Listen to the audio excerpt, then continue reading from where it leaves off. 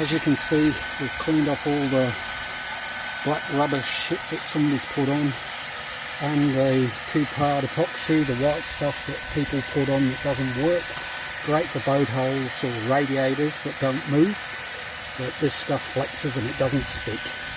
So we've got a previous repair here all the way around. There's part of a previous repair here going up.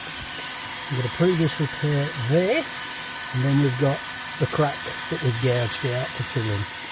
So we'll get that all sorted out. Okay, so this is the finished job. As you can see, the crack's all filled in. We've gone over the right hand side previous repair because that had a crack on it.